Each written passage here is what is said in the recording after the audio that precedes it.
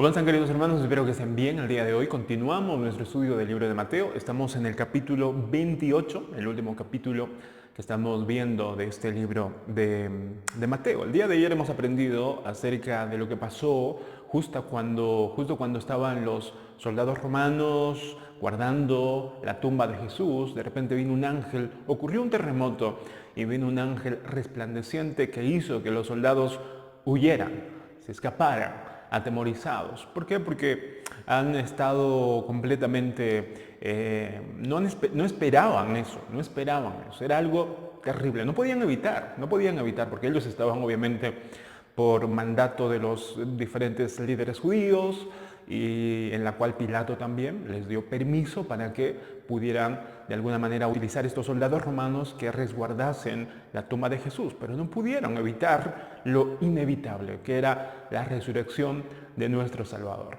El día de hoy vamos a ver qué pasó con estas mujeres, porque al final de cuentas fueron estas mujeres, María Magdalena y muchas otras mujeres también, que estaban con ella, quienes vinieron para poder ungir el cuerpo del Señor. Pero ahora vemos qué es lo que pasó, con qué se encontraron cuando llegaron y qué le dijeron los ángeles o el ángel. ¿Qué le dijeron a estas mujeres? ¿Será que también se escaparon como los soldados romanos lo hicieron? Vamos a ver, dice el versículo 5, estamos en el capítulo 28, versículo 5. Mas el ángel respondiendo dijo a las mujeres: no temáis vosotras. Y es algo hermoso porque obviamente los que estaban con tanto temor y tanto miedo y que temblaron incluso eran los soldados romanos, pero el ángel les dice a estas mujeres: ustedes no tengan miedo, ustedes no tienen por qué temer. ¿Por qué? Luego sigue diciendo: porque yo sé que buscáis a Jesús, el que fue crucificado. Esto es algo precioso porque de alguna manera nos hace dar cuenta que hasta los ángeles saben a quién nosotros buscamos. Estas mujeres no vinieron a buscar a cualquier otro hombre, no vinieron a venir hipócritamente. Estas mujeres vinieron porque querían venir a Jesús, donde Jesús, para ungirlo, aunque tal vez no estaban conscientes o no se acordaron que el Señor al tercer día, Él ya repetidas veces había dicho que tenía que resucitar. Bueno, las mujeres de alguna manera no se acordaron. Pero el ángel no les reta, no les reprende y les dice: ¿por qué no creyeron? ¿Por qué vinieron para ungir al Señor? ¿Acaso no sabían, no se acordaron que el Señor al tercer día tenía que resucitar? No vino, no les regañó, sino que le dijo: no tengan miedo, yo sé a quién buscan, a Jesús, el que fue crucificado. Y miren la respuesta, versículo 6, sigue hablando el ángel: no está aquí, dice, pues ha resucitado como dijo. ¿Se acuerdan? Dijo que tenía que resucitar 3 veces, queridas mujeres. ¿Se han olvidado ya que Él tantas veces o repetidas veces dijo que al tercer día tenía que resucitar? Bueno, no está aquí, ha resucitado como dijo.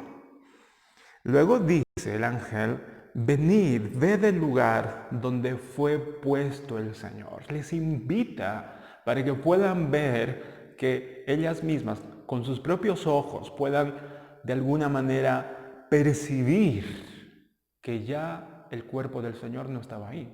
De hecho, el Evangelio de Juan habla que solamente se encontraban los lienzos bien acomodados y el sudario con el que José de Arimatea y también Nicodemo embalsamaron de alguna forma, aunque no como una momia, pero sí lo cubrieron con telas para que pudiera descansar el cuerpo del Señor en el sepulcro. Pero ahora esas telas estaban allí, estaban acomodadas. Es como cuando uno se levanta en la mañana y se levanta un nuevo día, gracias a Dios, y empieza a tender, ¿no?, la cama donde ha dormido. Bueno, algo así pasó con el Señor. Se levantó al tercer día y todo lo que le envolvía, bueno, lo empezó a acomodar muy ordenado. Una de las primeras veces que estaba aprendiendo esto, se me vino a la mente, dijo: Señor, de verdad, hasta cuando tú resucitaste, no dejaste de ser ordenado. Ayúdame a mí para ser también así ordenado. Entonces uno como que le anima y le dice: Señor, ahora yo también, cada vez que me levante después de dormir en las mañanas, voy a también dejar todo ordenado. Voy a tender la cama, acomodar el cuarto. Y miren, esas cosas también podemos aprender de nuestro Salvador. Bueno, el punto es que el Señor había dejado todo ordenado, las mujeres vinieron, no encontraron el cuerpo del Señor, no lo robaron, porque si lo hubieran robado hubiera estado todo desordenado, ni siquiera los lienzos hubieran estado ahí. Y eso mostraba que el Señor de verdad ha resucitado. Nadie forzó eso, el Señor solo se levantó, como que si se levantaba en la mañana, acomodó todo y se fue.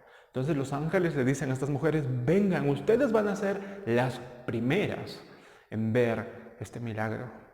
Entraron las mujeres y vieron, y el ángel les dice en el versículo 7, id pronto, inmediatamente, y decid a sus discípulos que ha resucitado de los muertos, y he aquí va delante de vosotros a Galilea. Allí le veréis, he aquí os lo he dicho. Vayan pronto y díganles a sus discípulos, a Pedro también, pero Pedro le negó 3 veces. ¿Acaso se merece el saber que Jesús ha resucitado? Sí. Creo que el Evangelio de Marcos habla, y también a Pedro, habla en el Evangelio de Mateo, de Marcos en este caso, que también anuncia que estas mujeres, o les dice que estas mujeres tenían que también decirle a Pedro que el Señor ha resucitado. Miren la misericordia del Señor. A pesar de que fue negado por Pedro 3 veces y con maldición, el Señor va y les ordena por medio de los ángeles a estas mujeres que vayan y le digan a Pedro también que el Señor ha resucitado. Porque eso es una muestra que el Señor ha perdonado a Pedro. Entonces, vamos a ver el día de mañana, aunque aquí está más resumido. El Evangelio de Juan está muy más detallado de todo lo que pasó, a grandes o con varios detalles, varias pinceladas, ¿no? de la resurrección del Señor. Pero aquí nos muestra cómo el ángel está tan contento como todos deberían de estar, que les dice, vayan, anuncien que el Señor ha vencido, anuncien que el Señor ha resucitado. ¿Y qué hicieron estas mujeres? A mí lo que me encanta es el versículo 8. Dice el versículo 8, entonces ellas, saliendo del sepulcro, porque ya entraron, vieron que todo estaba ordenado, no estaba el cuerpo del Señor, saliendo del sepulcro con temor, y dice, y gran gozo, fueron corriendo a dar las nuevas a sus discípulos. Noten, con temor, claro, de sorpresa, de temor, de asombro, pero también con gozo. Ahora, si tendría solo temor y gozo, serían 2 sentimientos iguales, en la misma proporción. Pero el texto no dice temor y gozo, dice temor y gran gozo. O sea, el gozo había sobreabundado más que el temor, pero sin que ninguna de las dos faltase, porque cuando uno está con gozo, lleno de alegría, y no tiene temor, es decir, no tiene cuidado, no tiene asombro, entonces puede, con su alegría y gozo, cometer cualquier error, cualquier tontería. ¿No les ha pasado? A veces como que estamos muy alegres, muy contentos, todos, y de repente sin darnos cuenta de nuestra alegría, lastimamos a alguien. En nuestra alegría decimos una palabra, pero decimos, pero era un chiste, pero igual lastimamos a las personas, porque no tenemos temor. No tenemos temor de tener cuidado, porque hay límites. Pero cuando uno solamente tiene temor y no tiene gozo, obviamente es frío y apático. Estas mujeres tenían estas 2 cosas que causa el ver a Cristo, un asombro santo, pero al mismo tiempo gran gozo. Gran gozo. El libro de los Salmos, en Salmos, habla acerca de eso. El salmista en el capítulo 2 habla acerca de que tenemos que cantar al Señor con temor y gozo, y gran gozo. Esas 2 cosas no son incompatibles.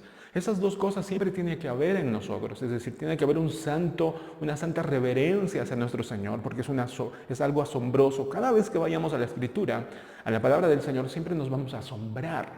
Vamos a asombrarnos, vamos a de alguna manera tener ese santo temor. El temor del Señor tiene que estar en nosotros, pero sin faltar también el gozo. Esas 2 cosas es la que Dios proporciona y equilibra nuestras vidas, de manera que somos reverentes, tememos al Señor, el temor de Jehová tiene que estar siempre en nuestras vidas, pero al mismo tiempo el gran gozo, al igual que estas mujeres. Y esas dos cosas estaban en esas mujeres e hicieron esas dos cosas, que salieran corriendo para poder anunciar que el Señor ha resucitado. No con una alegría desenfrenada, sino con temor, pero tampoco con miedo, sino con gozo. Esas dos cosas siempre tenemos que pedir al Señor para que vengan nuestras vidas. Nos vamos a quedar ahí el día de mañana, Dios mediante. Vamos a continuar, porque luego viene lo que pasó con las mujeres cuando el Señor se les atravesó. Se encontraron con estas mujeres y es algo preciso lo que pasó después, pero lo vamos a ver el día de mañana, Dios mediante. Antes de terminar este tiempo, quisiera que podamos meditar, como siempre, en 3 consideraciones prácticas que me parece importante. En primer lugar, hermanos, si un ángel nos dijera, pregúntense, imagínense, ¿no? Si un ángel vendría y nos dijera a cada uno de nosotros, yo sé lo que buscas o a quién buscas en todo lo que tú haces, ¿diría que buscamos a Jesús? Es decir, si un ángel vendría a nosotros y dijera, yo sé por qué haces todas estas cosas. Yo sé lo que tú buscas cuando vas a trabajar. Yo sé a quién buscas cuando haces esto y lo otro. ¿Será que Él nos diga, yo sé lo que tú buscas dinero. Yo sé lo que tú buscas al hacer esto, tú buscas fama. Yo sé lo que tú buscas cuando vas incluso a la iglesia. Buscas simplemente quedar bien, buscas simplemente bendiciones. Pero no buscas al Señor que da las bendiciones. A mí me sorprende cómo estos ángeles sabían a quién realmente estas mujeres estaban buscando. Yo creo que debería de hacernos reflexionar, porque ¿qué tal si un ángel vendría y nos dijera, yo sé por qué lees la Biblia? Ojalá Dios nos diga, yo sé por qué haces todo esto. Ojalá Dios diga, yo sé por qué tú trabajas, porque tú quieres honrar al Señor. Buscas honrar a Cristo cuando vas a trabajar. Buscas honrar a Cristo cuando vas a estudiar. Buscas honrar a Cristo cuando incluso vas a entretenerte, vas a hacer deporte, vas a hacer lo otro. Buscas honrar, buscas glorificar al Señor. Podemos engañar a las personas, pero no al Señor, incluso a los ángeles. Los ángeles saben, ellos se dan cuenta por qué hacemos todo lo que hacemos, con qué intención, cuáles las intenciones de nuestros corazones. Así que siempre busquemos que el Señor pueda decir, yo sé por qué tú trabajas, yo sé por qué tú te esfuerzas tanto, y es porque estás buscando a Cristo más y más. Así como Pablo decía, he dejado todo, lo tengo todo por basura. Todas las cosas, todos los títulos que había ganado, absolutamente todo. Decía Pablo, lo tengo todo por basura. ¿Para qué? Para poder ganar a Cristo, para poder conocerlo más a Él. Es el tesoro que encontró, que supera todos los tesoros de este mundo, de verdad. Y es un tesoro enorme que nunca se agota en conocerlo. Siempre nos sorprende, siempre nos llena de asombro y de santo temor, pero también de gozo y alegría. Así que, hermanos, no estemos viviendo como si el Señor no nos viera. Como dice el Salmos capítulo 14, el necio dice en su corazón, no hay Dios. Tal vez no habla el necio. No dice, no, yo no creo en Dios. No, tal vez no lo dice, pero sí lo piensa. Por eso dice el Salmo capítulo 14, versículo 1, el necio dice en su corazón, piensa, no hay Dios. El necio al pecar dice, no creo que haya Dios, entonces peca. No creo que haya Dios, entonces miente. No creo que haya Dios, entonces hace todo lo que deshonra a Dios, porque piensa que no hay Dios. Pero la necedad le hace pensar eso, porque si fuera sabio diría, no, hay un Dios. Así que de esa manera nosotros podamos pensar y decir, no, hay un Dios que me ve, que me ama. No solamente me ve con ojos de, a ver qué vas a hacer. No, es un Dios que nos ama. Es un Dios que ha dado a su Hijo por nosotros y quiere que nosotros podamos vivir esa vida plena. Tenemos que atravesar diferentes pruebas, aflicciones para que maduremos. Él nos ve no como un capataz, ¿sí?, que ve a sus súbditos con un látigo, no. Nuestro Señor nos ve como un Padre amoroso que ve a su Hijo que está intentando caminar y cada vez que se cae, el Padre lo levanta y sigue viéndolo hasta que crezca y madure, lo alimenta, lo cuida. A veces es que se porta mal y de repente, de vez en cuando tiene que aplicar la disciplina, pero después lo consuela, lo levanta y sigue ayudándolo a caminar y crecer. De esa manera Dios nos mira. Entonces, de esa manera tenemos que hacer absolutamente todo lo que hagamos que pueda apuntar a Cristo, a glorificar a nuestro Señor, a honrar a nuestro Señor.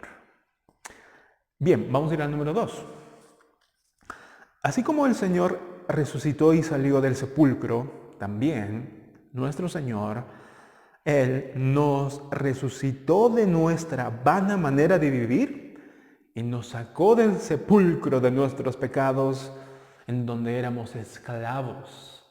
Así como los ángeles dijeron a estas mujeres, entren, porque ya no está aquí. Aquí el sepulcro que representa la muerte, pues no está. El Señor ha resucitado. Bueno, de la misma manera, hermanos, que la gente pueda decir, mire, yo antes veía a este amigo, este fulano de tal, que antes lo encontraba ahí mintiendo, lo encontraba ahí pecando libremente.